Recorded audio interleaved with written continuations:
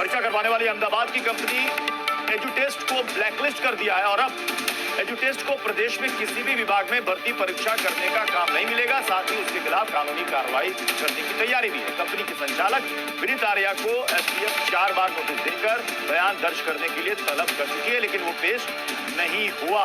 अब ये देखिए, जिसकी हम चर्चा कर रहे थे कि कितने भी एग्जामिनेशन हो, उसमें कई जगह राज्य स्तरीय भी अगर परीक्षा होती है तो आउटसोर्स किया जाता है। अब देखिए, अहमदाबाद की कंपनी है एजुटेस्ट, ब्लैकलिस्ट हो गई है।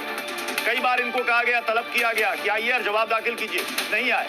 अब ये कभी एग्जामिनेशन कंडक्ट नहीं करवा पाएंगे उत्तर प्रदेश में।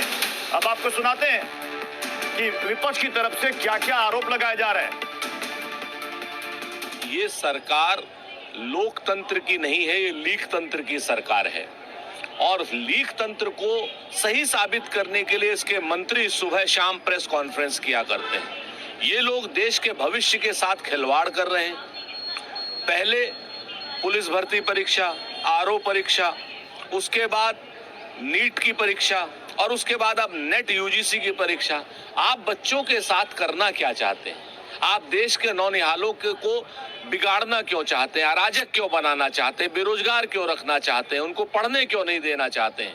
आप शिक्षा माफिया के साथ क्यों हैं? आप के राज में ही शिक्षा माफिया और कोचिंग माफिया कैसे पनप रहा है? एनटीए है जिसके ऊपर जिम्मेदारी है इस एग्जामों को कंडक्ट करने की, वो इतना बड़ा लापरवाह हो गया है। उसमें बैठे अधिकारी इतने बड़े उदासीन हो गए हैं। उनके ऊपर जो शिक्षा मंत्रालय है भारत सरकार का, वो कितना उदासीन हो गया है। कोई जवाबदेही लेने को तैयार नहीं है। मतलब पहले नीट का एग्जाम, अब यूजीसी नेट का एग्जाम, मतलब अब एग्जाम भारत में नहीं होंगे। प्रधानमंत्री जी, गृह मंत्री जी, शिक्षा मंत्री जी, आप सब कहाँ हैं? और जो एनटीए बना है इसको तो बंद कर दीजिए भाई। अगर सबकी जांच सीबीआई और ईडी करने वाली है तो एनटीए को बंद करके सीबीआई और ईडी को ही दे दीजिए काम। ठीक है दुबे जी, यूपी की खबर आपने देखी ना, सिपाही भर्ती, इसमें जो धांधली हुई, अब इसमें जो आउटसोर्सिंग किया गया वो कंपनी जवाब नहीं दे रही है, ब्लैकलिस्ट कर दिया गया। तो क्यों ना एनटीए के अंदर ऐसी कोई व्यवस्था बनाई जाए जहां पर ऐसी नौबत ही नहीं। आप आउटसोर्सिंग बंद कर दीजिए। मैं आपकी बात से बिल्कुल सहमत हूं, क्योंकि आउटसोर्सिंग हो रहा है, एक्सपेरिमेंट सरकारें करती हैं, वो सफल नहीं हुआ है तो दूसरी व्यवस्था पर आना चाहिए। मैं इस बात से सहमत हूं, लेकिन सवाल यहां पर यह पैदा हो रहा है कि यूजीसी नेट की परीक्षा कैंसिल कर दी तो क्यों कैंसिल कर दी, और नीट की कैंसिल नहीं कर रहे हैं तो क्यों नहीं कर रहे हैं? छात्र कह रहे हैं कि कैंसिल कर दीजिए तो आपको कैंसिल कर देना चाहिए।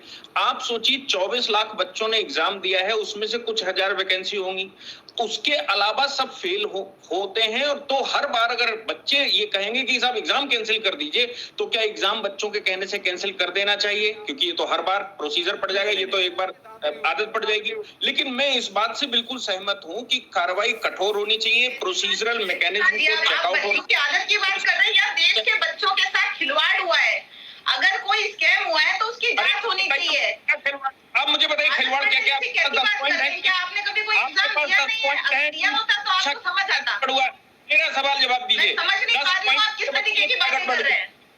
मैं पूछ रहा हूँ 10 पॉइंट बताइए क्या गड़बड़ हुई है, जरा बताइए। मैं गिनना शुरू करता हूँ। बताइए नंबर 1 क्या गड़बड़ हुआ है? आपके शिक्षा मंत्री जी बोलते हैं कि कुछ ही नहीं है, सिर्फ ग्रेस मार्क्स की प्रॉब्लम है, जिसपे सुप्रीम कोर्ट कह चुका है कि ग्रेस मार्क्स वालों को दोबारा एग्जाम दिया जाएगा। लेकिन आगे का हम कह रहे हैं कि जो आप स्टूडेंट्स तक एक्सेप्ट कर रहे हैं, जिस तरीके से बिहार में राजस्थान के कोटा में बच्ची ने सुसाइड किया।